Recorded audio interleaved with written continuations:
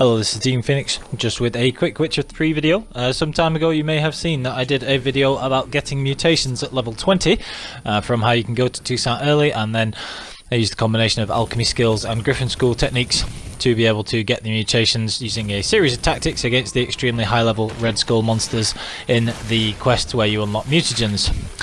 Now here, this is something that we discussed in the comment section of that video, where somebody had said about using Deadly Precision, which is a skill that will allow you to get instant kills a small percentage of the time if you have these particular skills here. So you need enough points to be able to get down to Deadly Precision in the combat tree. So we've got a few things there like Fleet-footed, the skill that slows down time whilst you aim, and various skills to build up adrenaline like Razor Focus, with the goal of getting Deadly Precision. We've also got the skill Adrenaline Burst that lets you build adrenaline by using signs, and then we've got Acquired Tolerance, so we have more toxicity. Now this is actually taken from my No Armour playthrough. So what we've got here is we are using a No Armour Deathmarch setup, which I've been doing. I encourage you to check out that walkthrough. And I actually managed to do this with no armor, but as you may not have expected, when I actually completed this quest, it wouldn't let me get the mutations because I didn't have any armor to remove, so I wasn't able to use the contraption, which is very strange. So small strange thing there. You can't do this part on no armor. So instead, I figured out that you could do it with the starting armor instead, which is exactly the same thing, because in this case we are not using Griffin School techniques, so we're not getting the bonus from having the armor, and the small resistances of this starting K-Moran armor makes no difference because the enemies will all kill you in one hit anyway. So you see here I've got a starting armor and I am level 17. I was level 15 when I started the journey to Toussaint, but you get quite a lot of experience just from killing Goliath the Giant. So what I'm using here is the Ancient Leshen Decoction. And then I've got a bunch of potions on top of that. I got the Superior Tourneal. Again, you can buy a lot of recipes from the Perfumery Merchant in Toussaint, which is another advantage of going there early. So this is from my Deathmarch playthrough. I redid my skills with a 1000 crowns set, 1000 crowns potion of clearance.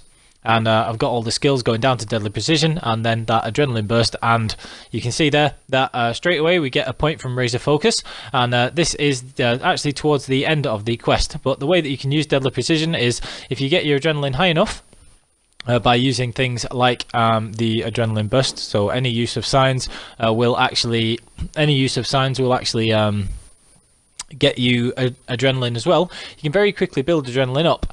Now these centipedes towards the end of the quest are actually pretty easy. You can say that I'm taking a big chunk of poison damage there, but you can get around that with the Golden Aureole potion, even if you've only got the basic one. And you can take these things out by using Erden, and then when they come up you get a lot of different hits there. I was using the Ancient Leshen Decoction and Axii to be able to boost my stamina regeneration, so I can cast Erden and Quen sooner as well. Now, for the earlier parts of the quest, I didn't actually get the footage, but the most difficult fight in this is when you're fighting the two panthers together, which is the first fight in this particular quest. But I was able to take them down using the exact same setup. So you save before you go into the fight. You cast Quen a bunch of times before the fight, so any of the actual signs will work. So you just cast a bunch of those, and using the Adrenaline Burst skill, it will mean that you build up adrenaline outside of battle, and you can go in with the max 3 adrenaline points.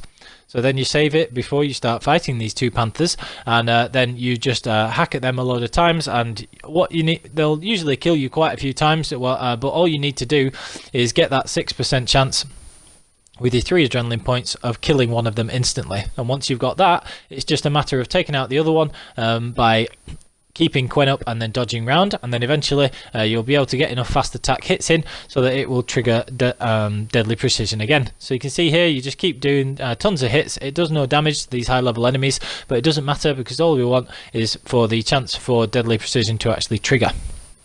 So if you ever wanted to get the mutations extremely early, this was a very interesting proof of concept, and I just thought I would try it out and see what actually happened if you tried it the Deadly Precision route. And as proud as I was to have got the mutations at level 20 in that regular playthrough, using my own tactics there, I would say that Deadly Precision is actually a lot easier way of doing it. So if you ever wanted to try and get the mutations early, I would go with this Deadly Precision setup, but I found that really interesting. So we've done this on this Deathmarch playthrough. and you can see there that slowdown is when the deadly precision actually kicks in. So really interesting today. And little interesting thing that I was able to do on this playthrough, and again, as you can see, this is all on deathmatch. So this is just taking these centipedes out. Now the other thing that was really useful was for killing the centipedes like this, because they're so easy to kill with Erdin.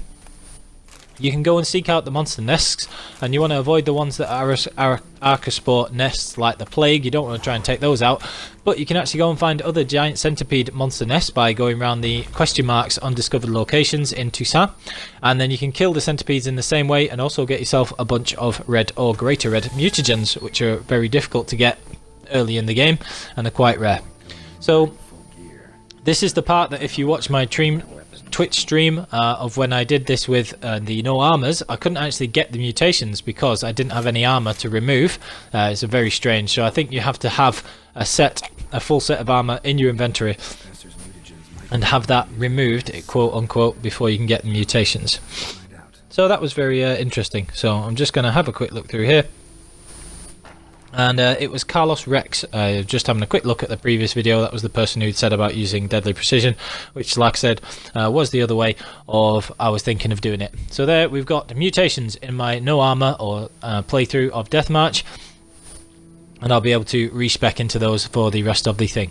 So because I didn't do this on the Twitch stream in the first place, I did it with no armor, but I didn't do commentary over the top of that episode like I have been doing with the rest of the playthrough, because I wasn't sure if I was actually going to be able to do it, and I didn't want to have tons of stream time of me just dying loads of times. But you can see there, adrenaline burst, acquired tolerance, and then all of those red skills and deadly precision.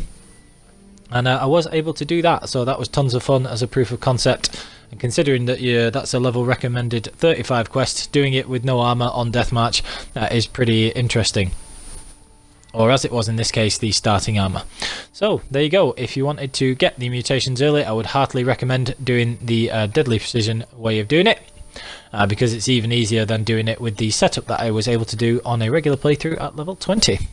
So I'm just going to cover a couple of the things there. You won't be able to get a lot of the mutations very early. You'd have to respec again because you don't have a lot of greater mutagens early in the game. You can normally cobble together some blue ones and 1 or 2 green ones, but you need, I think it's 5 greater green mutagens to unlock Euphoria, and you need 5 greater blues to unlock Piercing Cold. So you could just about do that. But the greater reds, even if you get them from the centipedes, you probably don't want to be wasting any greater red mutagens getting Deadly Counter or Bloodbath, because they're more valuable to have them in your actual skill tree and being boosted by red skills. So you can see here that this is what I used. I had Razor Focus with the skill that slows down the crossbow when aiming, which is also useful because the crossbow can trigger deadly precision.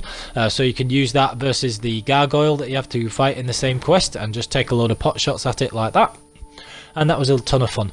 Now, like I say, I think that the reason that I couldn't use the mutation machine was because I had no armor and I didn't have my starting armor with it, but it could also have been because the first time I did it, I had the trick shot skill that allows you to shoot twice, and it might not have been letting me de-equip the crossbow correctly. So that's why I'm not using trick shot in that version where I did do it there with the starting armor.